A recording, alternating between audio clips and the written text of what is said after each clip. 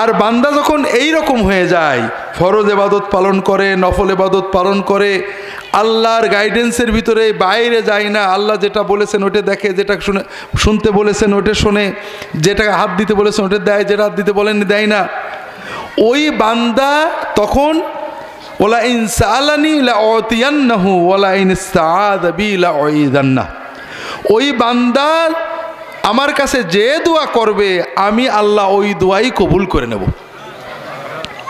হাজারিন, তাহলে এই হাদিসে আল্লাহ তাআলা, আল্লাহ রাসূল সাল্লাল্লাহু আলাইহি ওয়াসাল্লাম যেভাবে বললেন, আমাদেরকে কয়েকটা বিষয় শেখালেন। এক নম্বর, আল্লাহর ওলিদের সাথে দুশ্মনী করতে নেই। বিষয়টা এখনও আপনাদের কাছে অস্পষ্ট। আল্লাহর ওলিদের সাথে দুশ্মনী করতে নেই মানেটা কি? মানেটা হলো, অলি কে? অলি কি কারোর কপালে লেখা থাকে? দেখছেন আজ পর্যন্ত কারোর নেই। তাহলে কিভাবে অলি চিনব? কারামতি দিয়ে। সকল মুসলমান একমত, কারামতি দিয়ে অলিতে চেনা যায় না। কারণ কোনটা দিয়ে চিনবেন? মনের কথা বলে দেয়, মনের কথা হিন্দুও বলতে পারে, মুসলমানও বলতে পারে। বড় লোক বানায়, বড় লোক হিন্দু করতে পারে, মুসলমানও করতে পারে। সাই বাবার কাছে যান, ভারতে আছে, অনেক বাবা আছে, দেখবেন সেখানে গেলে আপনার রোগ ব্যাধির কথা বলে দেবে, আপনার ফু দেবে, বড় লোক হয়ে যাবেন। সাই বাবা ছিল, মরে গেছে। সাই বাবার কাছে কেউ গেলে বাম পায়ের বুড়ো আঙুল দিয়ে মাথায় বুলায় আশীর্বাদ করত, হাত দিয়ে না, বাম পায়ের বুড়ো আঙুল মাথায় দিয়ে আশীর্বাদ, ওতেই মন্ত্রী হয়ে যেত। তাহলে আমরা যেটাকে কারামত বলি, এটা কোনো অলি চেনার উপকরণ না। তবে কেউ যদি সৎ আল্লাহওয়ালা বলে প্রমাণিত হয়, তাহলে তার কাজটাকে কারামত বলা যায়। অলি চেনার জন্য কোনো স্পষ্ট কিছু নেই। আল্লাহ আমাদেরকে দুটো জিনিস দিয়েছেন, একটা হলো ঈমান আর একটা হলো তাকওয়া। রাসূলুল্লাহ সাল্লাল্লাহু আলাইহি ওয়াসাল্লাম দুটো জিনিস বললেন হাদিসে, ফরজ এবং নফল। কাজেই কোনো মুসলমানকে যদি দেখেন তার ঈমান এবং তাকওয়া আছে, ঈমান তো দেখা যায় না, দেখা যায়? ঈমানকে দেখা যায়? দেখা যায় না। ঈমানের প্রভাব দেখা যায়, তাকওয়া দেখা যায় না। আলা ইন্না তাকওয়া হাহুনা, তাকওয়া ভিতরে থাকে, তাকওয়ার প্রভাব দেখা যায়। ঘুষ নিতে পারে না, গীবত করতে পারে না, মানুষের গালি দিতে পারে না, তার আচরণে বোঝা যায় মনে আল্লাহর ভয় আছে। কাজেই কোনো মানুষ, নারী পুরুষ, শিশু কিশোর, বয়স্ক বৃদ্ধ যুবক, যে কোনো মুমিনের ভিতরে যদি দুটো জিনিস আপনি দেখেন, তার ভিতরে ঈমানের ছোঁয়া দেখা যাচ্ছে, তার ভিতরে আল্লাহর ভয় আছে বলে মনে হচ্ছে, ওই মুমিনকে আপনি দুশমন ভাববেন না। তার সাথে আপনার বৈষয়িক গোলমাল হতে পারে, আপনার জমি নিয়ে মামলা হতে পারে, দলের ভিন্নতা থাকতে পারে, কিন্তু ওই ব্যক্তিকে আপনার দুশমন ভাববেন না। কথা কি বুঝতে পারছেন? কোনো মুমিন যার ভিতরে আপনি ঈমান আছে বলে অনুভব করছেন, তাকওয়া আছে বলে মনে করছেন, সে আল্লাহর দিনের পরে থাকে, হারাম থেকে বেঁচে থাকে, হালাল খেতে থাকে, ওই মানুষকে আপনি কখনোই দুশমন ভাববেন না। তার জন্য দোয়া করবেন, তার কল্যাণ চাবেন, তার খারাপকে খারাপ বলবেন, কিন্তু তাকে দুশমন ভাববেন না। কথা কি বুঝতে পেরেছেন তো? দ্বিতীয় আরেকটা জিনিস এখানে আছে, আমরা যে মানুষের মুসলমানে দুশমনী করি, একজন মুসলমান মাযহাবের কারণে, দলের কারণে, মসলার কারণে মিলাদ পড়ে না, কিয়াম করে না, মোনাজাত করে না, রফাদাইন করে না, দল করে না, এইগুলো নিয়ে যে আমরা মুসলমানে দুশমনী করি, আছে না নেই? আপনাদের পাড়ায় তো আর নেই, আছে, সারা বাংলাদেশে সারা বিশ্বে আছে। এই কাজটার যে করি, এর মাধ্যমে আমরা শুধু আল্লাহর বেলায়েত থেকে বঞ্চিত হই তা না, অনেক গুনাহ হয়। একটু আমরা বুঝে পরের স্টেপে যাওয়ার চেষ্টা করব।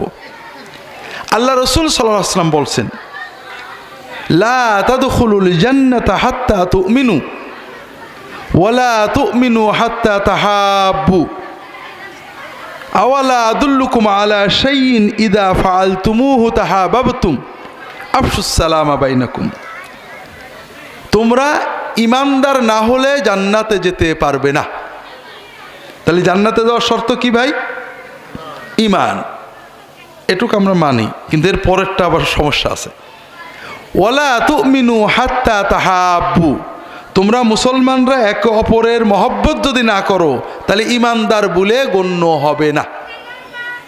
তাহলে ইমানদার বলে গণ্য হওয়ার শর্ত কি?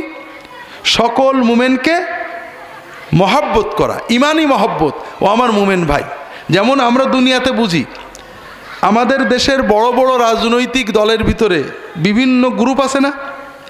গ্রুপদের ভিতরে দূরত্ব আছে, কিন্তু তারা কিন্তু এক দল মনে করে নিজেদেরকে, যে আমরা এক দল। ঠিক মুমিনের চিন্তা হলো লা ইলাহা ইল্লাল্লাহু মুহাম্মাদুর রাসূলুল্লাহ, ইমান যে আছে যার ভিতরে, আমরা সবাই কি এক দল। আমাদের মনের ভিতরে থাকবে যে সকল মুসলমান আমার দল, কোনো মুসলমান আমার বেদল না। কাজেই এই যে মহব্বতটা, সব মুসলমানের ভালোতে খুশি হই, যার ভিতরে যত ইমান আমল বেশি তাকে তত ভালোবাসি, এই রকম ভালোবাসা না থাকা পর্যন্ত আমরা কিন্তু মুমিন বলে গণ্য হব না। কথাটা কি বুঝতে পেরেছেন? এরপরে রাসূলুল্লাহ সাল্লাল্লাহু আলাইহি ওয়াসাল্লাম বলছেন, আওয়ালা আদুল্লুকুম আলা শাইইন ইযা ফাআলতুমুহু তাহাবাবতুম আফশুস সালামা বাইনাকুম। আমি তোমাদেরকে একটা বিষয় শিখিয়ে দিই, এইটা যদি করতে পারো তোমাদের ভিতরে ভালোবাসাটা আসবে। সেটা কি? তোমরা পরস্পরে সালাম দেবে। মুমিন মুমিনাত একে অপরের দেখলে সালাম দিতে হবে। আমরা অনেক সময় দলের ভেদের কারণে, মতের ভেদের কারণে প্রাণ খুলে সালাম দিতে পারি না, এরকম আছে না নেই? এটা হলো ইমানের দুর্বলতা, ভয়ঙ্কর দুর্বলতা। আর সালাম আমাদের সমাজে খুবই কম। এক নম্বর, সালাম আমরা কি বলি?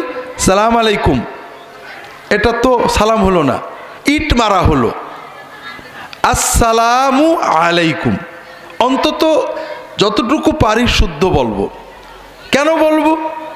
আসসালামু মানে শান্তি, আলাইকুম আপনার উপরে, তোমার উপরে, ওয়া রাহমাতুল্লাহি এবং আল্লাহর রহমত, ওয়া বারাকাতুহু এবং বরকত। কত সুন্দর কথা। দেখেন দুনিয়াতে একটু যদি বুঝতেন, দুনিয়াতে সকল সমাজে গ্রিটিংস আছে। একজন আরেকজনকে দেখলে হাসি মুখে একটা কথা বলতে হয়। দেখবেন কোনো দেশে এরকম করে, দেখছেন, নট করে, এটা একটা সম্বোধন।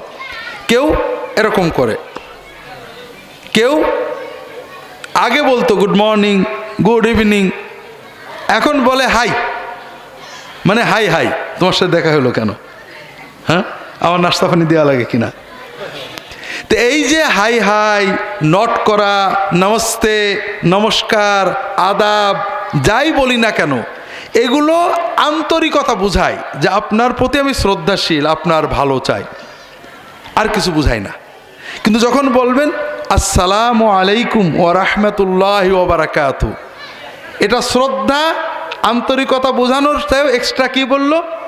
তিনটে বিশ্বের সবচেয়ে শ্রেষ্ঠ দোয়া করলো, তোমার উপরে শান্তি আসুক, তোমাকে আল্লাহ রহমত দিক, আল্লাহ তোমার বরকত দিক। এর চেয়ে বড় দোয়া দুনিয়া আছে? আল্লাহু আকবার।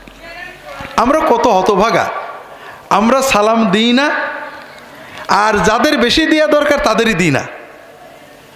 আমি জানি না আপনারা আপনাদের স্ত্রীদের সালাম দেন তো? বউয়েরা স্বামীদের সালাম দেয়? সালাম আমাদের সমাজে আছে, একেবারে নেই তা না, কিন্তু পরিবার থেকে উধাও। আমার এক বন্ধু ছিলেন রাহিমাহুল্লাহ, বেচারা মারা গেছেন, খুব ভালো মানুষ ছিলেন। উনি বলতেন যে বাড়িতে দরজায় যখন, ফ্ল্যাট বাড়িতে দরজায় যখন নক করি বা বেল টিপি, যখন বউ এসে দরজা খোলে, যদি সালাম দিই বউ বকবে, কেন আমি তোমার বউ চিনতে পারছো না? তার মানে স্বামী বউকে সালাম দেবে, এটা এত অড যে আমি কাজের মানুষ, তোমাকে সালাম দিলে তুমি পর নাকি, তোমাকে সালাম দিলে তুমি চেনো নি যে আমি তোমার বউ। আমার আর এক বন্ধু বলছে যে হ্যাঁ তোমার কথা শুনে আমি এখন মায়ের খাই, বাড়ি যে যদি বোর সালাম দেবো ঝেঁটাতে দাবড় দেবে। তো ভাইরা, আল্লাহ রসুল সাল্লাল্লাহু আলাইহি ওয়াসাল্লাম কি বলছেন? ইয়া বুনাইয়া ইদা দাখালতা বাইতাকা ফাসাল্লিম আলা আহলিক ইয়াকুন বারাকাতান আলাইকা ওয়া আলা আহলি বাইতিক। বাবা, তুমি যখন বাড়িতে যাবে, বাড়িতে ঢোকার সময় তোমার পরিবারের যাকে পাবে, স্ত্রী, ছেলে মেয়ে, স্বামী, বাবা মা, যাকে পাবে সালাম দিয়ে ঢুকবে। তুমি যদি বাড়িতে ঢোকার সময় তোমার স্ত্রীকে, তোমার স্বামীকে সালাম দিয়ে ঢোকো, তাহলে এই সালামের কারণে আল্লাহ পুরো বাড়ির উপরে বরকত নাজিল করবেন। অন্য হাদিসে আসছে ইন্নাল্লাহ যামিনুন সালাসা, আল্লাহ তাআলা 3 শ্রেণীর মানুষের নিজে জামিন হন, জিম্মাদার হন।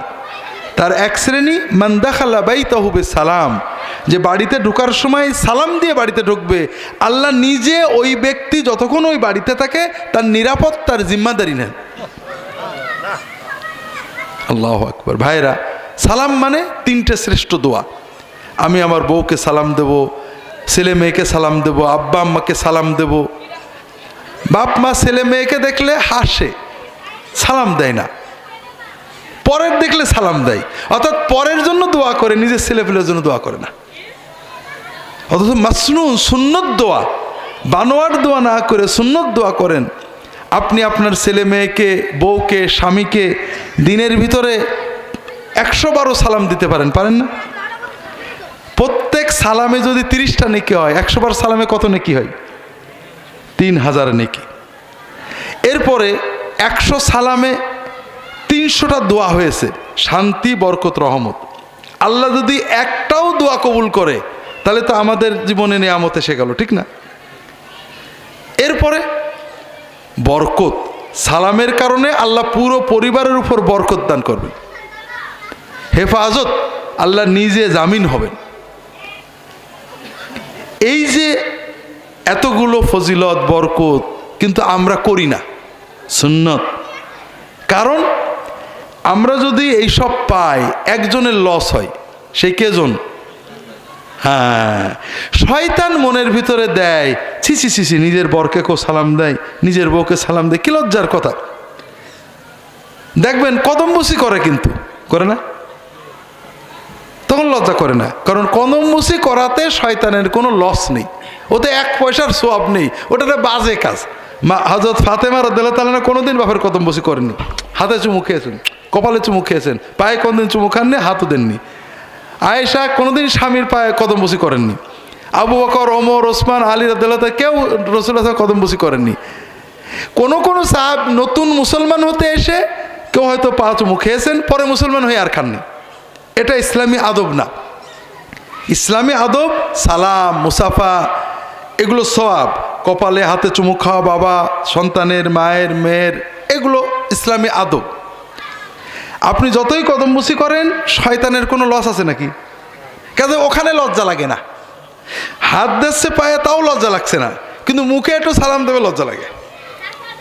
বউয়ের সাথে এক রিক্সায় চড়ে কিন্তু সিনেমায় যায় না, শ্বশুর বাড়ি যায় না, লজ্জা করে নাকি? তা লজ্জা করে না, কিন্তু সালাম দিতে লজ্জা করে। কারণ শয়তান মনের ভিতরেই ওয়াসওয়াসাটা তৈরি করে দেয়। এখন শয়তানেরটা শুনবেন না নবীজির সুন্নত নেবেন বলেন? যদি এই একটা সুন্নত আমরা পরিবারে প্রচলন করি, স্বামী স্ত্রীকে সালাম দেবে, সহি সুন্দর সালাম, মহব্বতের সাথে, আমরা প্রতিদিন হাজার হাজার নেকি পাবো, হাজার হাজার দোয়া পাবো, পুরো পরিবারের উপর আল্লাহ বরকত, রহমত ও হেফাজত নাজিল করে দেবেন। আল্লাহ কবুল করে নিন, আমিন। যেটা বলছিলাম ভাইরা, তাহলে রাসূলুল্লাহ সাল্লাল্লাহু আলাইহি ওয়াসাল্লাম সালামের প্রচলনের কথা বললেন। তার একটা দিক পারিবারিক সালাম, পরিবারে সালাম দেবেন। দ্বিতীয় হলো সালাম কিন্তু কথার জন্য না, দেখার জন্য। আমরা সালাম দিই কথা বলতে। কেউ যদি আপনাকে সালাম দেয়, আপনি দাঁড়িয়ে পড়বেন, নিশ্চয়ই কোনো কিছু বলবে, কেন এটা আমাদের দেশীয় রেওয়াজ। কিন্তু আরব দেশে যাবেন, সালাম দিয়ে চলে যাচ্ছে। কারণ রাসূলুল্লাহ সাল্লাল্লাহু আলাইহি ওয়াসাল্লামের সাহাবীরা শুধু সালাম দিতে বাজারে যাইতেন, মানুষের দেখবো, সালাম দেবো, এই জন্য। কাজে যে কোনো মানুষ যাকে দেখে মুসলমান মনে হয় অথবা অন্তত অমুসলমান মনে হয় না, আপনি দেখলে পারলে সালাম দিয়ে চলে যাবেন। সালাম দিয়ে দাঁড়াতে হবে, কথা বলতে হবে, কেমন না? মুসলমানে দেখা হলেই সালাম, দেখা হলে একটু পরে আবার দেখা হলে আবার সালাম, কথার আগে সালাম। সালামের কিছু সুন্নত নিয়ম আছে, আমরা আবার সেগুলোও মানি না। কোনো ইবাদতের সওয়াব পূর্ণ হবে, সওয়াব পাওয়া যাবে যখন নবীজির তরিকায় হয়। তো সালাম নবীজির তরিকায়, যে কোনো সালামই রাসূলুল্লাহ সাল্লামের তরিকায়। তবে সালাম দেওয়ার সুন্নত আদব আছে। যিনি বসে আছেন, যিনি দাঁড়িয়ে আছেন, বসা আলাকে সালাম দেবে। যিনি হাঁটছেন তিনি দাঁড়ানো আলাকে সালাম দেবেন। যিনি বাহনে চড়ে যাচ্ছেন, সাইকেলে, গাড়িতে, তিনি রাস্তা দিয়ে হেঁটে যাওয়া বা বসা আলাকে সালাম দেবেন। যিনি মাজলিসে আসলেন তিনি মাজলিসকে সালাম দেবেন। কিন্তু আমরা কি করি? ক্লাসে যখন স্যার যায়, সুন্নত হলো স্যার সালাম দেবে, কারণ সে ঢুকলো। কিন্তু আমাদের নিয়ম কি? হ্যাঁ, এটা ইসলামী নিয়ম না। আমাদের দেশে এমন দুরবস্থা, আপনি যদি ড্রাইভারকে, হেল্পারকে সালাম দেন, ওরা দিশে পায় না যে কি করবো, উত্তর দেবো না, কারণ ওরা সালাম দেবে। আমি নিজে দেখছি, যখন ইউনিভার্সিটির গাড়িতে উঠি, হেল্পারকে সালাম দিলে দিশে পায় না, ড্রাইভারকে সালাম দিলে ওরা সালাম দেবে আগে। নিয়ম হলো ওরা নিম্ন শ্রেণী, ওরা আমাদের সালাম দেবে, আমরা শুধু ঘাড় নাড়বো। ওটা আবার কিন্তু হারাম।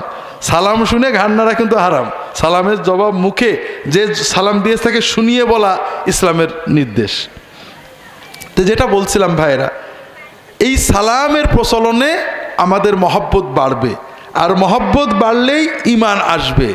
আর মহব্বত না থাকলে, এক নম্বর কথা, আল্লাহর প্রিয় বান্দাদের, নেককার বান্দাদের সাথে দুশ্মনী তৈরি হবে।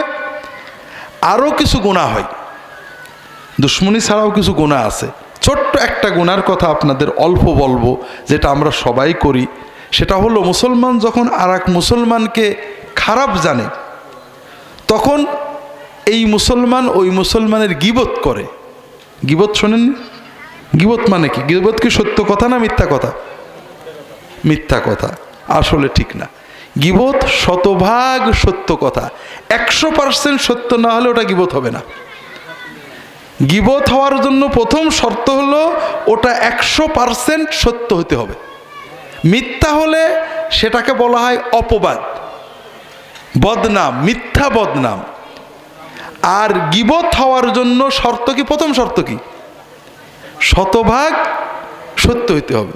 আল্লাহ রসুল সাল্লাল্লাহু আলাইহি ওয়াসাল্লাম বলছেন, আতাদরুনা মাল গীবাহ, তোমরা কি জানো গীবত কি? সাহাবায়ে কেরাম বললেন, আল্লাহু ওয়া রাসূলুহু আ'লাম, আল্লাহ এবং তার রাসূল ভালো জানেন। তখন রাসূলুল্লাহ সাল্লাল্লাহু আলাইহি ওয়াসাল্লাম বললেন, যিকরুকা আখাকা বিমা ইয়াকরাহু, তোমার ভাইয়ের গায়বাতে, অনুপস্থিতিতে তোমার ভাই সম্পর্কে এমন কথা বলবে, ওই কথাটা সে যদি জানে তার কষ্ট লাগবে। সে চায় না যে আমার অনুপস্থিতিতে আমার পিছনে কেউ আমার এই কথাটা বলুক। তাহলে একটা জিনিস গীবত হওয়ার জন্য কয়েকটা শর্ত। তার একটা হলো তার অনুপস্থিতিতে বলা, আর একটা হলো যেটা সে অপছন্দ করে সেটা বলা। সাহাবীরা প্রশ্ন করলেন, ইয়া রাসূলুল্লাহ, আরাআইতা ইন কানা ফি আখি মা আকুল, ইয়া রাসূলুল্লাহ, আমি যেটা বলছি সেটা সত্য হয়, আমার ভাইয়ের অনুপস্থিতিতে তার পিছনে আমি এমন একটা কথা বলছি যেটা সত্যই তার ভিতরে আছে। রাসূলুল্লাহ সাল্লাল্লাহু আলাইহি ওয়াসাল্লাম উত্তরে বললেন, ইন কানা ফি আখিকা মা তাকুলু ফাকাদ ইগতাবতা ওয়া ইন লাম ইয়াকুন ফীহি মা তাকুলু ফাকাদ বাহাত্তা, যদি তুমি যে কথা বলছো এটা সত্যই ওই ব্যক্তির ভিতরে থাকে, তোমার কথা যদি শতভাগ সত্য হয়, তাহলে ওটা গীবত হবে। তাহলে গীবত হওয়ার জন্য তিনটে শর্ত। একটা হলো আপনি পিছনে বলবেন অনুপস্থিতিতে, আর একটা হলো যেটা বললে সে কষ্ট পায়, আর একটা হলো সত্য হতে হবে। যদি মিথ্যা হয়, আল্লাহ রসুল সাল্লাল্লাহু আলাইহি ওয়াসাল্লাম বলছেন, ওয়া ইল্লাম ইয়াকুন ফীহি মা তাকুলু ফাকাদ বাহাত্তা, যদি তুমি যে কথাটা বললে ওই কথাটা তার ভিতরে না থাকে, মিথ্যা হয়, তাহলে এটা অন্য একটা গুনাহ, সেটার নাম হলো অপবাদ। অপবাদের শাস্তি কি? অপবাদ হলো মহা কবিরা গুনাহ। মদ খাওয়া, শুয়োর খাওয়া, এগুলো যেমন কবিরা গুনাহ, গীবত, অপবাদ এই রকম কবিরা গুনাহ, তবে একটু বেশি। আপনি নগদ টাকা দিয়ে, নিজের হালাল টাকা দিয়ে 2 কেজি মদ কিনে খেয়েছেন, এটা গুনাহ হবে। তবে এখানে কোনো বান্দার হক নষ্ট হয়নি। আপনি যখনই তওবা করবেন, অর্থাৎ আপনি বলবেন যে আল্লাহ মাফ করে দাও, আর করব না, তখনই আল্লাহ মাফ করে দেবে।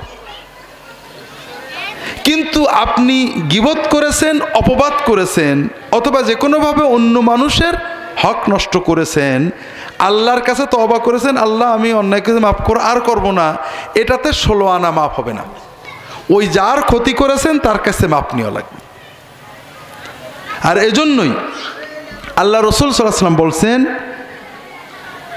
মান ক্বালা ফি মুমিনিন মা লাইসা ফীহি আসকানাহুল্লাহু রাদগাতাল খাবালি হাত্তা ইয়াতিয়া বিমাখরাজিম মিনহু। যদি কোনো মানুষ অন্য কোনো মুমিন ভাইয়ের ব্যাপারে এমন কথা বলে যেটা সত্য না, এরকম কথা কিন্তু আমরা সারা দিনই বলি, অমুক লোকটা এই দোষ আছে। আমরা যারা দিনদার, দিনী দল করি, তারা কি বলি? অমুক ইহুদিদের দালাল, অমুক খ্রিস্টানদের দালাল, অমুক অমুকের দালাল, অমুকের টাকা খেয়েছে, অমুক এই নিয়েতে এই করেছে। এগুলো বলি না ভাই? বলি। আপনাকে যদি বলা হয় যে ঠিক আছে, তুমি আল্লাহর কসম করে বলো যে অমুক ইহুদিদের দালাল, যদি না হয়, আমার কথা মিথ্যা হয়, তাহলে আমার বউ 3 তালাক, আমার ছেলে পেলে এক্ষুনি মরে যাক, বলতে পারবেন? তাহলে আপনিও নিশ্চিত না, ঠিক না? আপনি আন্দাজে বললেন না? আন্দাজে বললেন। কিয়ামতের দিন আল্লাহ আপনাকে একটা চান্স দেবে। কি বলবে?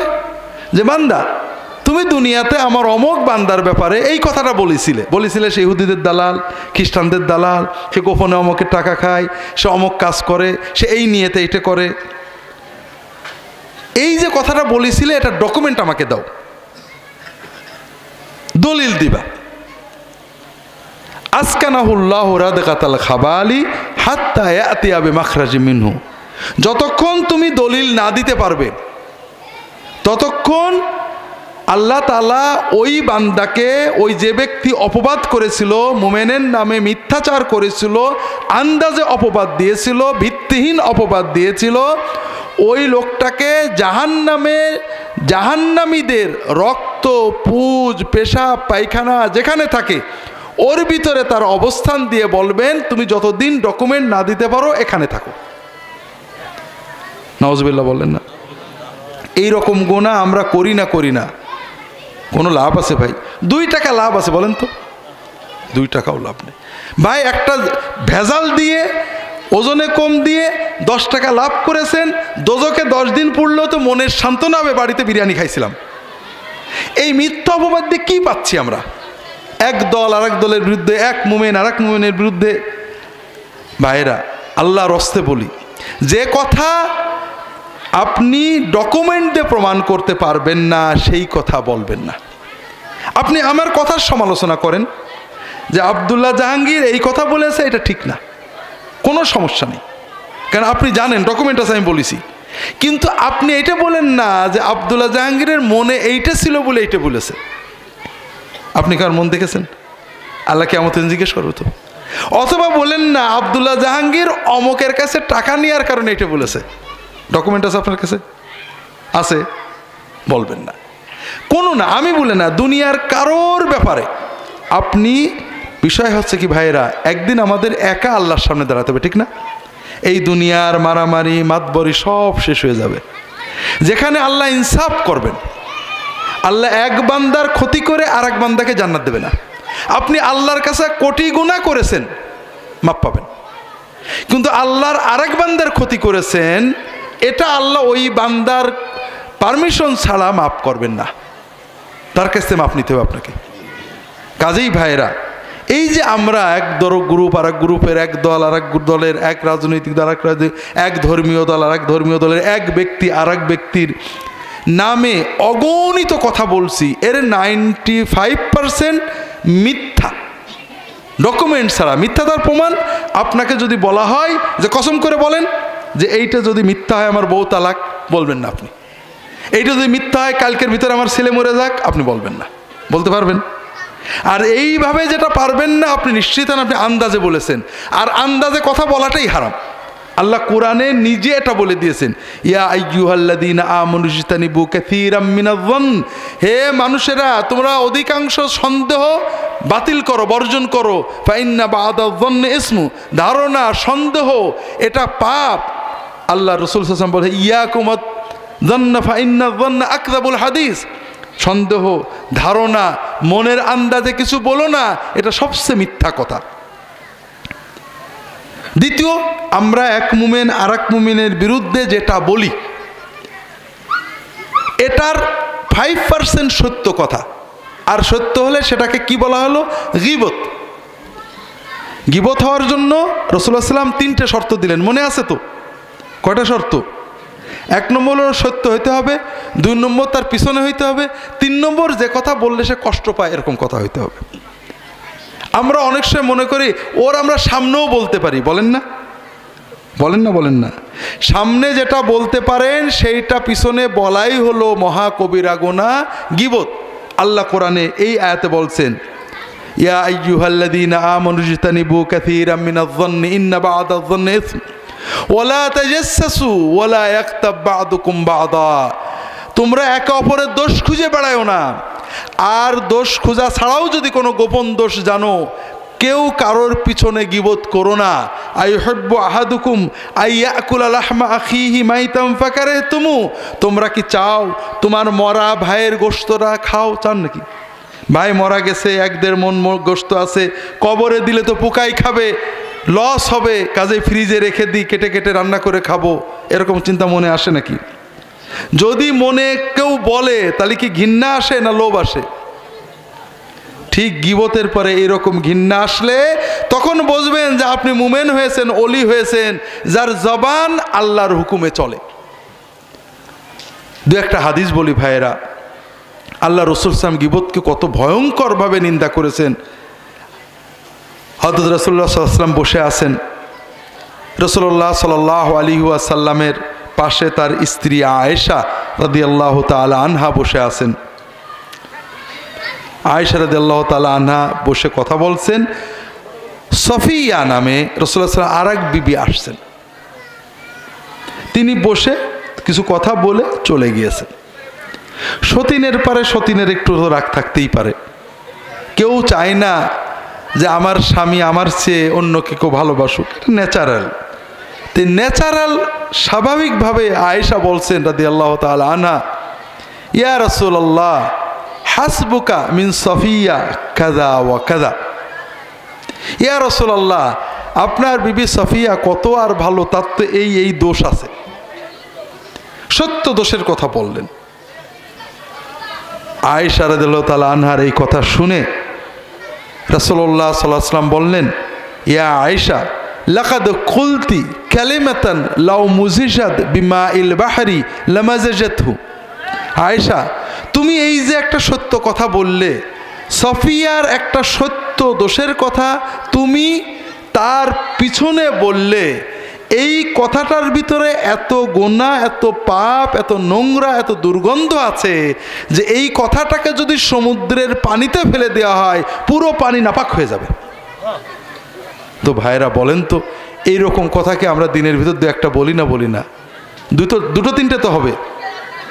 হ্যাঁ, 2জন মহিলা 5জন মহিলা এক জায়গা হলে অমুক মহিলা না এইরকম দুল পরে, আরে আর কোনো জায়গায় দেখিনি, অমুকের বাড়িতে গেছিলাম এই নাস্তা দেশে, কোনোদিন যেন খাইনি, এই শাড়ি পরেছে, এগুলো আছে না নেই ভাই? লাভ হচ্ছে না লস হচ্ছে? ভাইরা সবচেয়ে কঠিন জিনিস বোঝেন, এই যে আমরা এই কথাগুলো বলছি, এটার সবচেয়ে কঠিন বিষয়টা কি? যে কিয়ামতের কঠিন দিনে আমরা আল্লাহর কাছে বেশি নিয়ে যেতে পারবো না। কিছু নামাজ পড়ছি, কিছু রোজা রাখছি, কিছু জিকির করছি, কিছু কোরআন তেলাওয়াত করছি, এগুলো নিয়ে যাব। কিন্তু সেই দিনে আমি যার গীবত করেছি, যে মহিলাকে আমি পছন্দ করতাম না, যার শাড়ি পরার সমালোচনা করেছি, চুল আসানোর সমালোচনা করেছি, তার বাচ্চা কাচ্চা লালন পালনের সমালোচনা করেছি, অথবা আন্দাজে মিথ্যা বলেছি, ওর সাথে নাকি ওর লাইন আছে রে, ওর নাকি এই করে রে, এইগুলো বলছি, কিয়ামতের দিন আমার নামাজ, আমার রোজা, আমার হজ, আমার জিকির, আমার কোরআন তেলাওয়াত, আমার তাহাজ্জুদ, আমার নফল রোজা, আমার শবে বরাত, আমার শবে কদর, সব সওয়াবগুলো ওই মেয়েটা কেড়ে নিয়ে চলে যাবে, আমাকে দোজখে যেতে হবে। কথা বুঝতে পারছেন না? মান কানা ইনদাহু মাজলামাতুল লিআখিহি মিন ইরদিহি আও মালিহি ফালইয়াতাহাল্লাল মিনহুল ইয়াওম ক্বাবলা আল্লা ইয়াকুনা দিনারুন ওয়ালা দিরহাম ফাইন কানা লাহু হাসানাতুন উখিযা মিনহু বিকদরি মাজলামাতিহি ফাইন লাম ইয়াকুন লাহু হাসানাত উখিযা মিন সাইয়্যাতি আসহাবি ফাতুরি আলাইহি ফাউলকিয়া ফিন নার আও কামা ক্বালা রাসূলুল্লাহ সাল্লাল্লাহু আলাইহি ওয়াসাল্লাম। দুনিয়াতে যদি কেউ কারোর গীবত করে থাকো, সম্মান নষ্ট করে থাকো, টাকা পয়সার কোনো পাওনা দাওনা থাকে, আজকে মাপ চেয়ে নাও। আল্লাহ রসুল সাল্লাম বলছেন কিয়ামতের দিন টাকা পয়সা থাকবে না। সেদিন যদি তোমার নেকি থাকে, সওয়াব থাকে, হজ করেছো, উমরা করেছো, সব নেকি আছে তোমার, কিন্তু তুমি কারোর গীবত করেছো, কারোর ক্ষতি করেছো, কারো টাকা পয়সা মেরে দিয়েছো, তোমার সওয়াব থেকে তারা কেটে কেটে তোমার জুলুম পরিমাণে তারা নিয়ে যাবে। আল্লাহ বেইনসাফি করবেন না। যার একবার তুমি গীবত করেছো, তার হয়তো তোমার একটা নামাজের সওয়াব দেওয়া হবে, যার 10টা গীবত করেছো 10টা নামাজের সওয়াব দেওয়া হবে। এইভাবে পরিমাণ মতো প্রত্যেকেই তোমার কাছ থেকে সওয়াবগুলো কেড়ে নিয়ে যাবে। সওয়াব যদি না থাকে, সওয়াব শেষ হয়ে যায়, ওদের পরিমাণ মতো গুনাহ তোমার উপরে দেওয়া হবে। তুমি এত ইবাদত করো, শেষ পর্যন্ত জাহান্নামে যাবে, আর তোমার ইবাদতের সওয়াব নিয়ে ওরা জান্নাতে চলে যাবে। কথা বুঝতে পারেননি ভাই? এই যে দুর্ভাগ্য, এটা আমাদের কারণ না হোক ভাইয়েরা, সবাই সচেতন হই, আমরা ভালো কথা বলবো, নিজেদের পরস্পরের গুনার কথা আলোচনা করব, পরের দোষ আলোচনা না করি। অন্য হাদিসে আল্লাহ রসুল সাল্লাল্লাহু আলাইহি ওয়াসাল্লাম সফরে গিয়েছেন। সফরে দুজন সাহাবী, আবু বকর ওমর রাদিয়াল্লাহু তাআলা আনহুমা, একজন আরেকজন সাহাবীকে খাদেম হিসেবে বেতন দিয়ে নিয়েছেন, যে আপনি আমাদের একটু খেদমত করবেন। একদিন ফজরের পরে একজন আরেকজনকে বলছেন, সকালে তো নাস্তা করা দরকার, আমাদের খাদেম ভাই কই? তো আরেকজন বলছে যে আমাদের খাদেম ভাই তো বাড়ির ঘুমাচ্ছে, তার মানে ফজর পড়ে ঘুমাই পড়েছে। দ্বিতীয় দিনে তিনি শুনলেন, কথা বললেন না। কিছুক্ষণ পরে উনি উঠেছেন, ওই খাদেম উঠলে পরে তারা বলছে যে তুমি যাও রাসূলুল্লাহ সাল্লামকে বলো যে নাস্তার কি হবে, সালাম দিয়ে জিজ্ঞেস করো। তো গেছে, সালাম দিয়ে বলছে ইয়া রাসূলুল্লাহ অমুক অমুক আমাকে পাঠিয়েছেন, নাস্তার কি হবে? তখন রাসূলুল্লাহ সাল্লাল্লাহু আলাইহি ওয়াসাল্লাম ওকে বললেন যে কেন নাস্তা হবে কেন? ওদেরকে সালাম দিয়ে বলো, ওরা তো সকালে নাস্তা করেছে, আবার নাস্তার দরকার কি? উনি তো বোঝান না কিছু। উনি আসছেন, রাসূলুল্লাহ সাল্লাল্লাহু আলাইহি ওয়াসাল্লাম সালাম দিয়ে বললেন যে আপনারা নাকি সকালে নাস্তা করেছেন। ওনারা বুঝেছেন নিশ্চয়ই গড়বড় হয়েছে, হাওয়া মাও করে ছুটে চলে গেছেন, ইয়া রাসূলুল্লাহ আমরা নাকি নাস্তা করেছি। বলে হ্যাঁ, তোমাদের ভাই যখন ঘুমিয়েছিল তোমরা ওর কাঁচা গোশত খেয়েছিলে, তোমাদের দাঁতের ফাঁকে এখনো গোশত লেগে রয়েছে। ইয়া রাসূলুল্লাহ আমাদের জন্য আল্লাহর কাছে মাপ চান। না, আমি মাপ চাইলে হবে না, ওর কাছে মাপ চাও, ও মাফ করলে হবে। আল্লাহু আকবার। এরকম কথা আমরা মাঝে সাথে বলি না ভাই? কত বলি ভাই, কি দরকার ভাইরা? যে কথাটা তার কাছে বললে, তার কানে গেলে আপনি খুব হিসাব করেন, এই কথাটা ওই লোকটা যে শোনে যে আমি বলেছিলাম কষ্ট পাবে কিনা, বলেন না।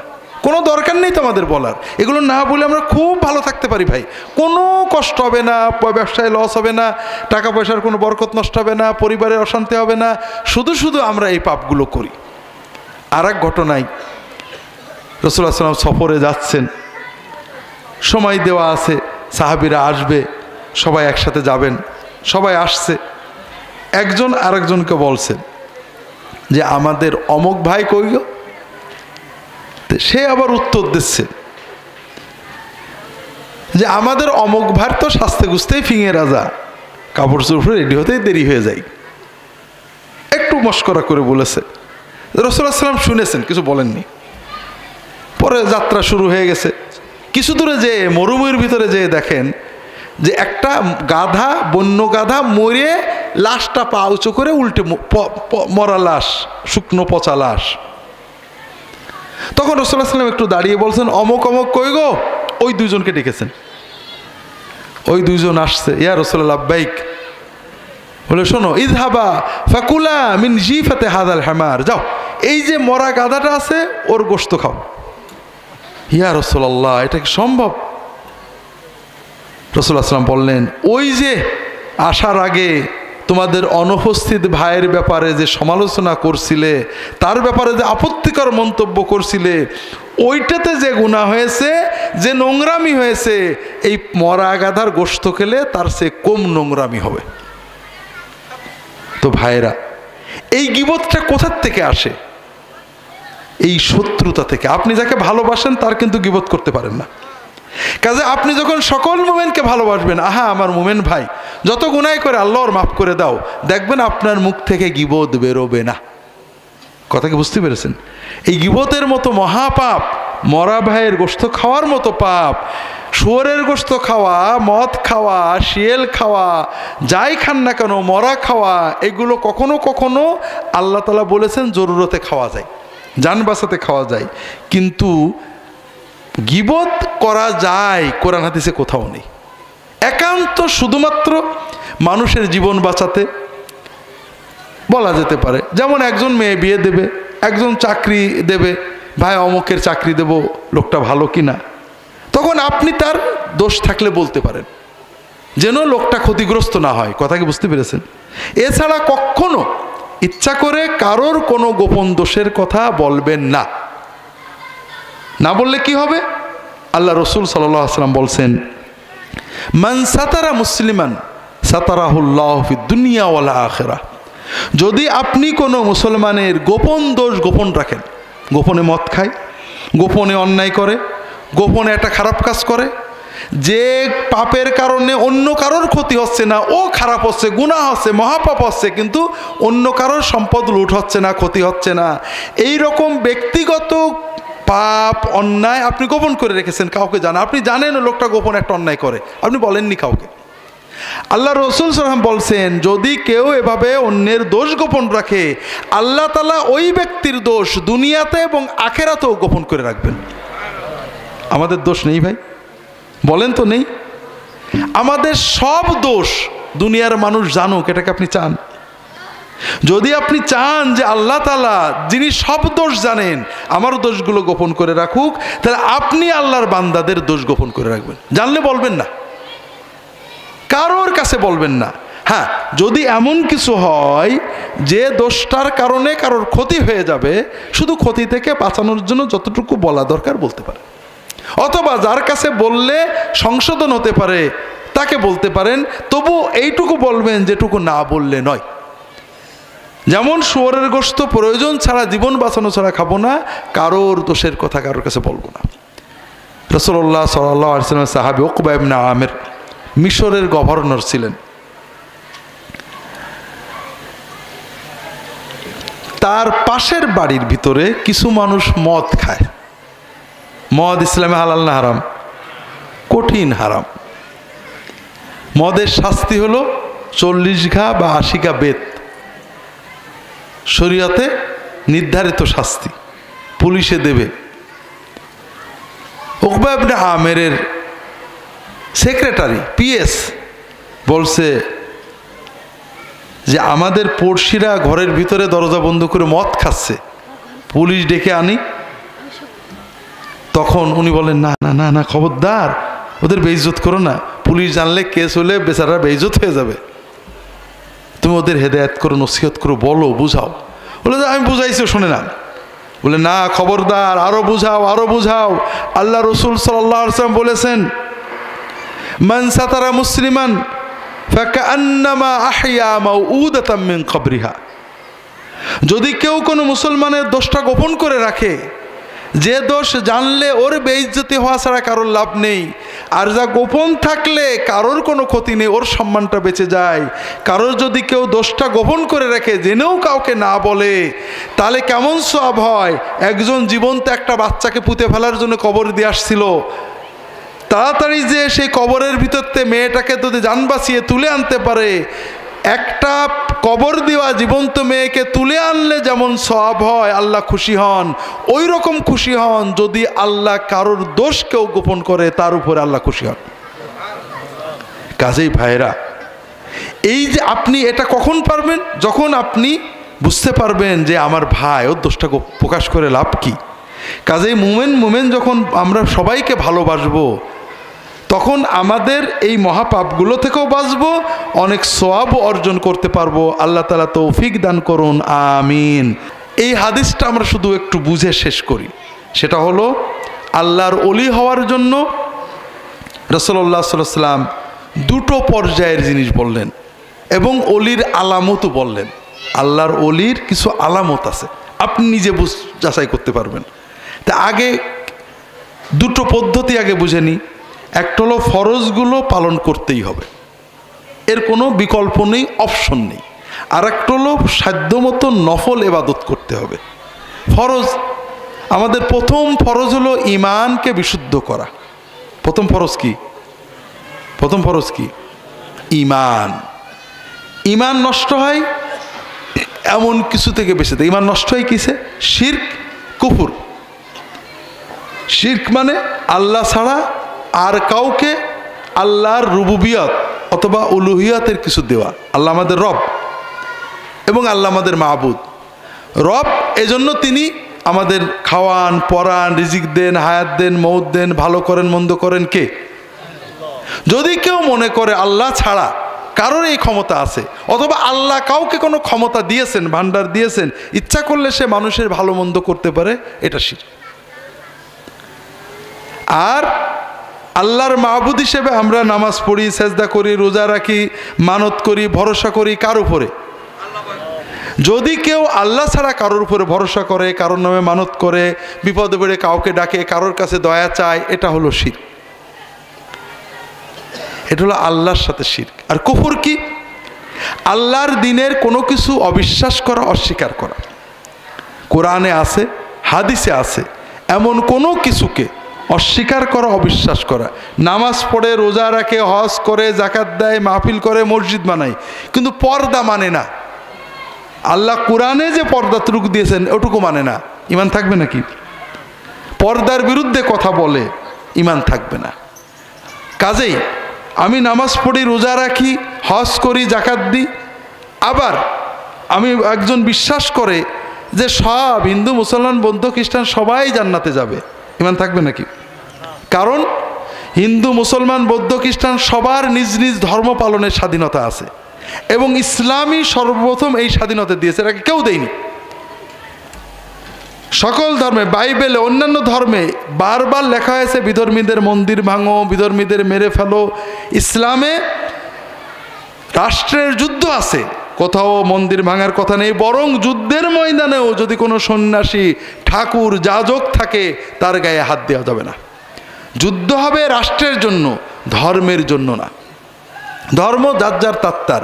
কিন্তু আপনি অন্য ধর্মের মাধ্যমে কেউ জান্নাতে যেতে পারবে এই বিশ্বাস করলে সে কাফের।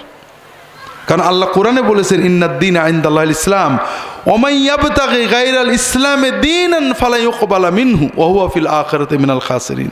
ইসলাম ছাড়া অন্য কোনো দিন কেউ যদি সন্ধান করে, অনুসরণ করে, আল্লাহ সেটা কবুল করবেন না এবং সে আখিরাতে ধ্বংস হবে। কাজেই প্রত্যেকেরই স্বাধীনতা আছে যার যার ধর্ম পালন করার। কিন্তু আপনি যদি বিশ্বাস করেন ইসলাম অন্যান্য সব ধর্মই ঠিক, তাহলে আপনি বিশ্বাস করেন যে ইসলাম ঠিক না। কথা কি বুঝেছেন? অনেকে বলে আমি সব ধর্ম ভালোবাসি, পান নাকি এরকম দু একজন? হ্যাঁ, যারা এটা বলে তারা হয় পাগল নইলে মিথ্যাবাদী। কারণ প্রত্যেক ধর্মেই বলা আছে অন্য ধর্ম ঠিক না। কথা বোঝেন? আপনি খ্রিস্টান ধর্মে বলছে যে খ্রিস্টান ধর্ম ছাড়া সবাই জাহান্নামে যাবে, ইহুদি ধর্মে বলছে ইহুদিরা সবাই জাহান্নামে যাবে, ইসলাম বলছে ইসলাম ছাড়া সবাই জাহান্নামে যাবে। আর আপনি বললেন তিনটেই মানেন, মানেন নাকি আপনি? আপনি তিনজনকেই অবিশ্বাস করেন, কাউকেই মানেন না। আপনি প্রতারক, ভণ্ড। হ্যাঁ, আপনি সবাইকে শ্রদ্ধা করেন, সবাইকে ধর্মের স্বাধীনতা দেন, এটা ঠিক আছে, কিন্তু সব ধর্মেই ভালো মনে করেন, সত্য মনে করেন, এটা আপনি প্রতারক, ভণ্ড, মুনাফেক, অথবা এরকম কিছু, আর কিছু না। অথবা আপনি কিছু জানেন না, এটা মূর্খ। অনেকে বলে সব ধর্মই ঠিক। সব ধর্মই যদি ঠিক হয়, তাহলে সবচেয়ে খারাপ নাউজুবিল্লাহ হবে আল্লাহর নবীরা। কারণ যদি সব ধর্ম ঠিকই হতো, তাহলে ঈসা নবী, মুসা নবী, আমাদের নবী আলাইহিমুস সালাতু ওয়াস সালাম আসলেন কেন? আমাদের নবীর সময় ধর্ম ছিল না? ছিল তো। তো সবগুলো যদি ঠিকই থাকতো, তো উনি এত কষ্ট করলেন কেন, মায়ের খেলেন কেন, ইট বা পাটকেল খেয়ে মাথার রক্ত পায়ে ফেললেন কেন? কথা বোঝেননি? বিষয়টা হলো, ধর্ম সব ঠিক ছিল, মানুষ শিরকের মাধ্যমে, কুসংস্কারের মাধ্যমে, পুরোহিততান্ত্রিকতার মাধ্যমে, পুরোহিতদের সুবিধা বানানোর জন্য ধর্মের ভিতরে বিকৃতি নিয়ে আসে, মানব রচিত সিস্টেম নিয়ে আসে। তখন আল্লাহ নবী রাসূলদের ওটা সংস্কার করে সঠিক ধর্ম দেন। বিষয় হলো, প্রত্যেকেরই স্বাধীনতা আছে তার যার ধর্ম চয়েস মেনে নেওয়া। কিন্তু আপনি যদি বিশ্বাস করেন যে সব ধর্মের লোকেরাই আল্লাহর সন্তুষ্টি পায়, তাহলে আপনি আপনার ধর্ম মানেন না। যে বলে সে প্রতারক, নইলে ভণ্ড। কাজেই ভাইরা, এটা কুফরি। কোরআনে কোনো বিধানকে অপছন্দ করা, এটা কুফরি। কাজেই শিরিক, কুফর থেকে বাঁচতে হবে, ইমানটাকে বিশুদ্ধ রাখতে হবে। আর নবীর সাথে শিরিক করলে হয় বিদআত। শিরিক, আল্লাহর ইবাদতে শিরিক করলে হয় শিরিক, আর নবীর তরিকায় শিরিক করলে হয় বিদআত। তার মানে লা ইলাহা ইল্লাল্লাহ মানে কি? ইবাদত করবেন একমাত্র, আর মুহাম্মদুর রাসূলুল্লাহ, এই ইমানের অর্থ হলো ইবাদত করব একমাত্র মুহাম্মদ সাল্লাল্লাহু আলাইহি ওয়াসাল্লামের তরিকায়। আমাদের মাবুদ একমাত্র কে? ইবাদত করব একমাত্র কার? এখন কিভাবে ইবাদত করলে আল্লাহ নেবে, খুব ভালো করে বোঝেন। বিশ্বের সকলেই কিন্তু আল্লাহর ইবাদত করে, হিন্দু, মুসলমান, বৌদ্ধ, খ্রিস্টান, সবাই তো ইবাদত করে। ইবাদত যে আল্লাহর করতে হবে, এতে কোনো ঝগড়া নেই। ঝগড়া হলো ইবাদত কিভাবে করব। আমরা বলছি এই পদ্ধতিতে করলে আল্লাহ নেবে, আরেকজন বলছে ওই পদ্ধতিতে করলে আল্লাহ নেবে, ঠিক না? কোন পদ্ধতিটা ঠিক, এটা ডকুমেন্ট কি? আমরা লা ইলাহা ইল্লাল্লাহু মুহাম্মাদুর রাসূলুল্লাহ, এই ইমানের মাধ্যমে বলেছি যে ইবাদত করব আল্লাহর, আর ইবাদতের তরিকা হবে মুহাম্মদ সাল্লাল্লাহু আলাইহি ওয়াসাল্লামের। আমরা কোন পদ্ধতিতে ইবাদত করলে আল্লাহ কবুল করবেন, এটা আল্লাহ কাকে শিখাইছিলেন? মুহাম্মদ সাল্লাল্লাহু আলাইহি ওয়াসাল্লামকে। কাজেই আমরা নামাজ, রোজা, হজ, জাকাত, জিকির, সেজদার সময় হাত কিভাবে রাখবো, দাড়িটা কেমন হবে, পাগড়ি কেমন হবে, নামাজে কেমন করে বসবো, জিকিরে কেমন করে বসবো, দরুদ কেমন করে পড়বো, সালাম কেমন করে পড়বো, বাবা মা মরে গেলে ইসালে সওয়াব কেমন করে করব, বাপ মার জন্য কবর জিয়ারত কেমন করে করব, অজু কেমন করে করব, জানাজা কেমন করে পড়ব, জানাজার পরে দোয়া কোন কায়দায় হবে, কবরটা কোন কায়দায় হবে, কোন কায়দায় এই ইবাদতগুলো করলে, কোন পদ্ধতিতে এই ইবাদত করলে আল্লাহ কবুল করে সওয়াব দেবে, এই পদ্ধতি, তরিকা, নিয়ম আল্লাহ কাকে শিখাইছিলেন? মুহাম্মদ সাল্লাল্লাহু আলাইহি ওয়াসাল্লাম, ঠিক না? তাহলে ইবাদত কার? ইবাদতের তরিকাটা কার? মুহাম্মদ সাল্লাল্লাহু আলাইহি ওয়াসাল্লামের।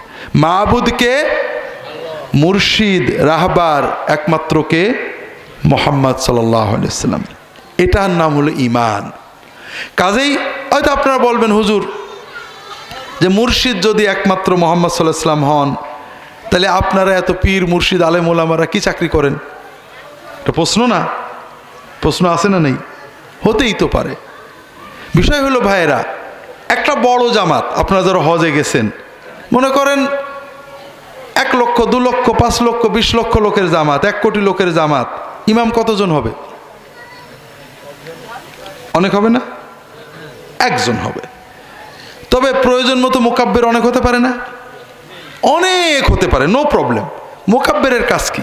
ইমাম যখন বলবে আল্লাহু আকবার, মুকাব্বির বলবে আসসালামু আলাইকুম ওয়া রাহমাতুল্লাহ, ঠিক না? মুকাব্বিরের কাজ কি? মুকাব্বিরের কাজ হলো একটাই, তার কাজ মুকাব্বিরের পজিশন, পোস্ট যেটাই বলেন, কাজ একটা, ইমামের কথাটাকে মুক্তাদিদের কাছে পৌঁছানো। কথা বোঝেননি? এই মুসলিম উম্মার একমাত্র ইমাম, একমাত্র হাদি, একমাত্র রাহবার, একমাত্র পীর, একমাত্র মুর্শিদ মুহাম্মদুর রাসূলুল্লাহ সাল্লাল্লাহু আলাইহি ওয়াসাল্লাম। বাকি সকল আলেম ওলামা, পীর, মুর্শিদ, ইমাম, আইম্মা সবার কাজ হলো মুহাম্মদ সাল্লাল্লাহু আলাইহি ওয়াসাল্লামের তরিকাটা উম্মতের কাছে পৌঁছে দেওয়া। কথা বুঝতে পারেননি? কাজেই কারোর কোনো পদ্ধতি নয় মুহাম্মদ সাল্লাল্লাহু আলাইহি ওয়াসাল্লামের পদ্ধতিতে ইবাদত, এটা হলো ঈমান। আপনি যদি ভুল করেন সমস্যা নেই, কিন্তু আপনি যদি চেতনায় মনে করেন মুহাম্মদ সাল্লাল্লাহু আলাইহি ওয়াসাল্লামের পদ্ধতি ছাড়াও উনি করেননি, তাতে কি হয়েছে, অন্য কায়দা করলে আল্লাহ খুশি হবেন বা অন্য কায়দায় আল্লাহ ডাকতে হয়, তাহলে এটা নবীর সাথে শিরক করা হয়, এইটার নাম হলো বিদআত। আর বিদআত করলে বড় গুনাহটা হলো নবীর সুন্নতকে অপছন্দ করা হয়, কারণ ওই ব্যাপারে নবীর সুন্নতটা মরে যায়। আমাদের মুজাদ্দিদ আল-ফিসানি রাহমাতুল্লাহ আলাইহি নাম শুনেছেন তো? মুজাদ্দিদিয়া তরিকা যার নামে চলে, ওনার একটা বই আছে সবাই জানে, মাকতুবাত শরীফ বলে। উনি এর ভিতরে অনেক লিখেছেন যে বেদাত মানে খারাপ, বেদাত কোনদিন হাসানা হয় না, কারণ যে কোনো বেদাতে সুন্নত নষ্ট হবে। উনি মজার মজার উদাহরণ দিয়েছেন, আপনাদের একটা দুটো বলি। যেমন আমরা নামাজের সময় নিয়ত করি না, নিয়ত পড়ি, নাওয়াইতু আন উসাল্লিয়া লিল্লাহ বলি না আমরা, এটাকে আলেমরা বেদাতে হাসানা বলেন, মানে ভালো বেদাত। তারা বলেন যে নবীজি মনে মনে নিয়ে, নবীজি কখনো নাওয়াইতু আন পড়েননি, নামাজে দাঁড়াইছেন আল্লাহু আকবার, আমরা নাওয়াইতু আন বলি কেন? মনের নিয়তি আসল, মুখে একটু বললে পোক্তা হবে। একজন আরেকজনের বলছে, এই বলো তো পিলার লেগটা কয়টা এল লাগে? বলে একটা এলেই হয়, তো দুটো দিলে পিলারটা একটু পুক্তা হবে। কথা বোঝেননি? তা আমরা বলি মনের নিয়তেই হয়, তো মুখে বললে একটু পোক্ত হবে, এটা বেদাতে হাসানা। মুজাদ্দিদ আল-ফিসানি রাহমাতুল্লাহ আলাইহি লেখছেন না, এটা বেদাতে সাইয়া, হাসানা বলে কোনো বেদাত নেই, কারণ এই মুখে বলার মাধ্যমে নবীর সুন্নত মরে গেছে। নবীজি নামাজে দাঁড়িয়ে প্রথম যেসব উচ্চারণ করতেন আল্লাহু আকবার, এর আগে কোনো কথা মুখে উচ্চারণ করতেন না।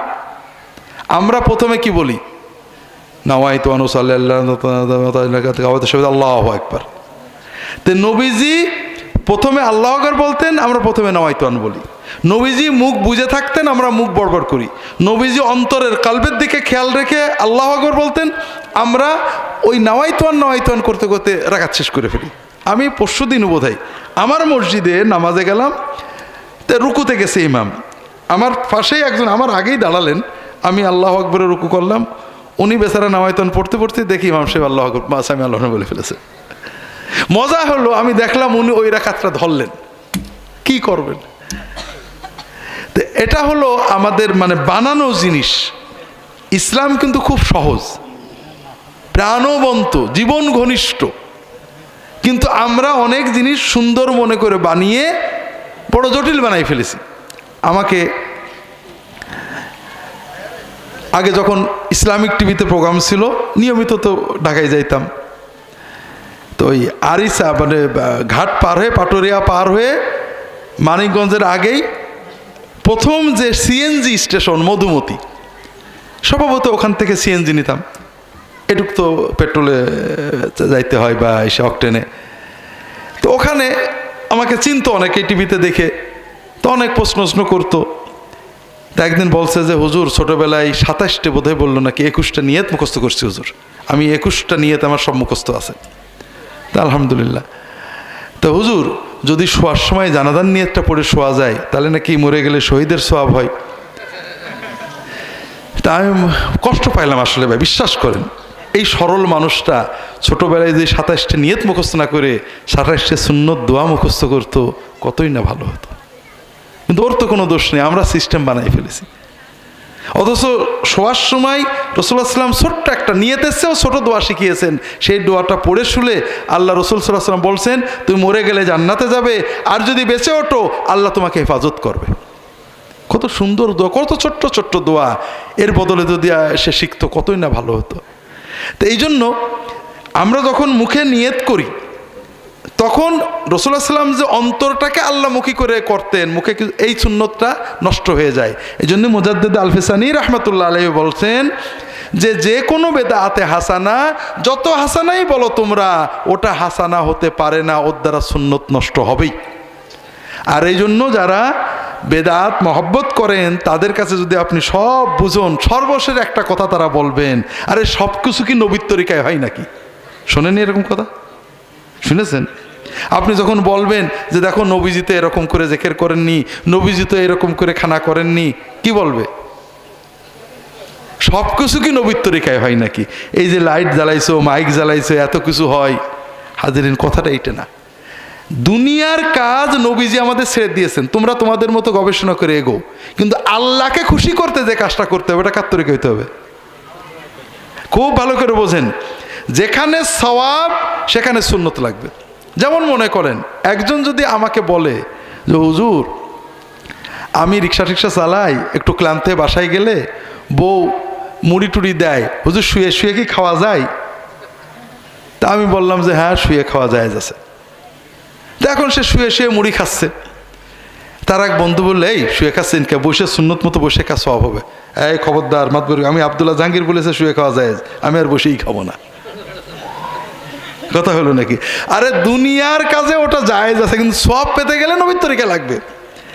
একজন বলল আমাকে এসে বলছে যে স্যার হুজুর ভাইজান আমি তো মাঠে কাজ করি, মাথায় দেওয়া জায়েজ আছে তো? বললো হ্যাঁ জায়েজ আছে। মাথায় দেওয়া না জায়েজ নাকি? জায়েজ আছে। তো এখন সারাদিন মাথায় দিয়ে বেড়াই। তো একজন বলছে তুমি এখন মাথায় বেড়াচ্ছ কেন, টুপিটা মাথায় দাও, নবীর সুন্নত। বলে খবরদার মাতবরি করিস না, আব্দুল্লাহ জাহাঙ্গীর বলেছে যে মাথায় দেওয়া জায়েজ, আমি আর টুপি মাথায় দেবো না। জায়েজ মানে দুনিয়ার প্রয়োজনে, বৃষ্টিতে ভেজার জন্য, রোদেরতে বাঁচান ব্যবহার করতে পারো, কিন্তু সব পাইতে গেলে কোনটা লাগবে? নবীর তরিকা লাগবে। তাহলে পার্থক্যটা হলো দুনিয়ার কাজে সওয়াবের জন্য না। আমরা ভাত খাই, নবীজি কোনোদিন ভাত খাননি, কারণ আমরা বাঙালিরা রুটি খাইতে পারি না, ভাত খাই, কোনো সমস্যা নেই। কিন্তু সওয়াব পাওয়ার জন্য একমাত্র পথ হলো মুহাম্মদুর রাসূলুল্লাহ সাল্লাল্লাহু আলাইহি ওয়াসাল্লাম। আল্লাহকে খুশি করতে হলে নবীর তরিকা লাগবে। কথা কি বুঝতে পেরেছেন? যাই হোক, এটা লম্বা বলবো না।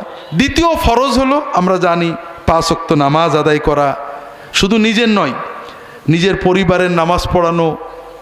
এরপরে না ঈমান, নামাজ, রোজা, এই তিনটে হলো আমাদের কমন ফরজ, ঠিক না? হজ অনেকের উপর ফরজ না, জাকাত অনেকের ফরজ না, বাকি অনেক ফরজ আছে। পিতামাতার খেদমত, স্ত্রী সংসার পালন, বাচ্চা কাচ্চা লালন পালন করা, প্রয়োজন মতো জরুরি এলেম শেখা, যার জন্য যেটা প্রযোজ্য এই ফরজ এবাদত পালন আমাদের করতে হবে সাধ্যমতো, এখানে কোনো ছাড় দেওয়া যাবে না। এরপরে নফল এবাদত বেশি বেশি করতে হবে। নফল সব এবাদতেরই আছে, নামাজের নফল আছে, রোজার নফল আছে, হজের নফল আছে, জাকাতের নফল আছে, সৎকার নফল আছে, সব নফলই করবেন। তবে একজন সাহাবী রাসূলুল্লাহ সাল্লাল্লাহু আলাইহি ওয়াসাল্লামের কাছে এসে বলছে, ইয়া রাসূলুল্লাহ ইন্না শারাইআল ইসলামি কাদ কাসুরাত আলাইয়া ফামুরনি বিশাইইন আতাসাব্বাতু বিহি। একজন এসে রাসূলুল্লাহ সাল্লাল্লাহু আলাইহি ওয়াসাল্লামের কাছে বলে, ইয়া রাসূলুল্লাহ ইসলামের বিধিবিধান তো বহুমুখী, তার মানে ফরজ তো মানতেই হবে, নফল এবাদত করব, নফল রোজা, নফল হজ, নফল জাকাত, নফল জিহাদ, নফল কোরআন তেলাওয়াত, নফল কত যে নফল এবাদত আমি দিশে পাচ্ছি না, কোনটা থেকে কোনটা করবো আমি পেরে দিচ্ছি না। ফামুরনি বিশাইইন, আমাকে একটা জিনিসের নির্দেশ দেন, আমি সেইটা যেন ধরে রাখলেই আমার চলে। রাসূলুল্লাহ সাল্লাল্লাহু আলাইহি ওয়াসাল্লাম বললেন, লা ইয়াজালু লিসানুকা রাতিবাম মিন যিকরিল্লাহ, তোমার জবানটা যেন সবসময় আল্লাহর জিকিরে ভিজা থাকে, নড়তে থাকে। কথা বোঝেননি? আল্লাহর জিকির সবসময় করা, এটা খুব সহজ এবং খুব ফলদায়ক এবাদত। সবসময় ভাইরা, অজু থাক না থাক, গোসল থাক না থাক, মাথায় কাপড় থাক না থাক, যে যেখানে যে অবস্থায় থাকেন মালিকের জিকির করবেন। সুবহানাল্লাহ, আলহামদুলিল্লাহ, লা ইলাহা ইল্লাল্লাহ, আল্লাহু আকবার, সুবহানাল্লাহ বিহামদিহি, সুবহানাল্লাহিল আযীম, লা হাওলা ওয়ালা কুওয়াতা ইল্লা বিল্লাহ। দরুদ পড়বেন, আল্লাহুম্মা সাল্লি আলা মুহাম্মাদ ওয়া আলিহি ওয়াসাল্লাম, আল্লাহুম্মা সাল্লি আলা মুহাম্মাদ ওয়া আলা আলি মুহাম্মাদ কামা সাল্লাইতা আলা ইব্রাহিম। যে কোনোভাবে দরুদ পড়বেন, আল্লাহর জিকির করবেন, আল্লাহর সাথে দোয়া করবেন। আরবি সুন্নত দোয়া করবেন, রব্বানা আতিনা ফিদ দুনিয়া হাসানাতা, বাংলায় দোয়া করবেন, আল্লাহ আমার এটা দাও সেটা দাও। যতক্ষণ পর্যন্ত বান্দা আল্লাহর জিকিরে, আল্লাহর দোয়ায়, আল্লাহর কথা মনে করে তার জবানটা নড়তে থাকে, অন্তরে জিকির হতে থাকে, ততক্ষণ ওই বান্দার আমলনামায় প্রতিটি শব্দের কারণে অগণিত সওয়াব জমা হতে থাকে। দ্বিতীয়ত, এই জিকিরের কারণে আপনার অন্তরে তাকওয়া, শক্তি, গুনাহ থেকে বাঁচার, নেক কাজ করার প্রেরণা বাড়তে থাকে। 3 নম্বর হলো আল্লাহর কাছে এইভাবে জিকির দোয়ার মাধ্যমে আল্লাহ তাআলা আমাদের বিপদ, অসুবিধা, যেগুলো কষ্ট থাকে, এই দোয়ার মাধ্যমে আল্লাহ দূর করে দেন। কাজেই নফলের ভিতরে সহজতম ইবাদত আল্লাহর জিকির করা। অনেক সময় আমাদের আবেগী মুসলমান আল্লাহর দিন সহজ শুনলে অনেকের কষ্ট লাগে। এক জায়গায় বলছি যে আল্লাহর ওলি হওয়া সবচেয়ে সহজ। তা একজন প্রশ্ন করেছে, আল্লাহর ওলি হওয়া যদি সবচেয়ে সহজ হয়, তাহলে সাহাবীরা তো মায়ের খেলেন কেন, জীবন দিলেন কেন? কথা কি বুঝতে পারছেন? বিষয় হলো মায়ের খাওয়া, জীবন দেওয়া বিভিন্ন পর্যায়ের, কিন্তু যে মায়ের খেয়েছে সেও আল্লাহর ওলি, যে খায়নি সেও প্রয়োজনে মায়ের খাবে, প্রয়োজনে জীবন দেবে, প্রয়োজনে ঘরে থাকবে, প্রয়োজনে কিন্তু আল্লাহর ওলি হওয়ার জন্য মায়ের খাওয়া শর্ত না। কথা কি বুঝতে পেরেছেন? কত সাহাবী মায়ের খাননি, কত সাহাবী মায়ের খেয়েছেন, কত মায়ের খাওয়া লোক খারাপ ছিল, কত মায়ের না খাওয়া লোক ভালো ছিল। এই জন্য প্রয়োজনে মোমেনকে মায়ের খেতে হয়, প্রয়োজনে মোমেনকে কষ্ট করতে হয়, কিন্তু আল্লাহর ওলি হওয়ার জন্য এগুলো কোনো কন্ডিশন না, আল্লাহর ওলি হওয়ার পরের কাজ এগুলো। তো এই জন্য একজন বলছে, হুজুর একজন খুব জিকির করে, তাসবিহ তাহলিল করে, কিন্তু হারাম খায়, তাতে কোনো লাভ হবে? তো বাস্তব কথা, আপনি যদি ফরজ তরক করেন, হারাম খান, জিকির তো নফল। তবে যদি আপনি অন্তর দিয়ে সত্যই জিকির করেন আর আপনার অন্তর ভালো হওয়ার ইচ্ছা থাকে, তবে এই জিকির হয়তো বা আপনার ভিতরে তাকওয়া তৈরি করবে, আপনি হারাম বাদ দিতে পারবেন, ফরজ অর্জন করতে পারবেন, সহায়ক হবে। কিন্তু যদি না হয় তাহলে বুঝতে হবে যে আপনার এই জিকিরে কবুল হচ্ছে না। এই জন্য আল্লাহর জিকির সবসময় করবেন, সবসময় আল্লাহ তাআলার কাছে দোয়া করবেন। নফল ইবাদতের ভিতরে এটা অত্যন্ত গুরুত্বপূর্ণ। সর্বশেষ রাসূলুল্লাহ সাল্লাল্লাহু আলাইহি ওয়াসাল্লাম আল্লাহর ওলিদের আলামত বললেন। আলামত কি? যে তার চোখ, নাক, কান, তার মন আল্লাহর হুকুমের অধীন হয়ে যায়। কাজেই যখন আপনি দেখবেন গীবত করতে গেলে জিভে ব্যাকা হয়ে আসছে, ভয় লাগছে, হারামের দিকে হাত বাড়াতে গেলে হাত বাড়তে চাচ্ছে না, মানুষের ক্ষতি করতে গেলে মানুষ, তাহলে বুঝবেন যে আপনার ভিতরে আল্লাহর বেলায়েত এসে গেছে। আর যদি আপনি জিকির করেন, ইবাদত করেন, মসজিদে যান, কিন্তু মানুষের গাল দিতে কষ্ট লাগে না, বাপ মা তুলে গাল দিতে কষ্ট লাগে না, ওজনে কম দিতে কষ্ট লাগে না, তাহলে বুঝতে হবে যে না, আপনি আপনার হিসেব করবেন যে না, আমার বেলায়েত আসেনি। কথা কি বুঝতে পারছেন? তো ভাইয়েরা, আমি আজকে আর লম্বা বলবো না, আপনারা আরও আলেম উলামা আছেন, আর কিছু সময় ওয়াজ নসিহত হবে, আপনারা আমার জন্য দোয়া করবেন, আমরা যেন সবাই আল্লাহ তাআলার সন্তুষ্টির পথে চলতে পারি। আল্লাহ তৌফিক দান করুন, আমিন।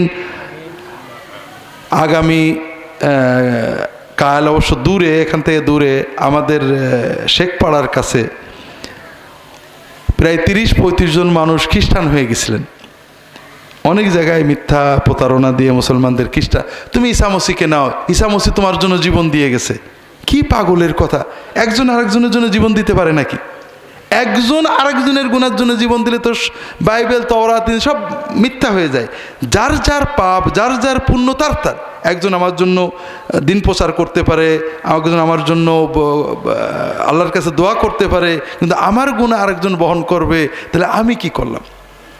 তো যাই হোক, আলহামদুলিল্লাহ, দ্বীনি দাওয়াতের মাধ্যমে আল্লাহ তাআলা প্রায় সবাইকে ফিরিয়ে এনেছেন।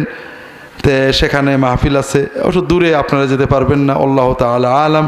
আল্লাহুম্মা সাল্লি আলা মুহাম্মাদিন নবিয়্যিল উম্মি ওয়া আলা আলিহি ওয়া আসহাবিহি আজমাইন। সুবহানাকা আল্লাহুম্মা বিহামদিকা আশহাদু আল্লা ইলাহা ইল্লা আনতা আস্তাগফিরুকা ওয়া আতুবু ইলাইক। আসসালামু আলাইকুম ওয়া রাহমাতুল্লাহি ওয়া বারাকাতুহু।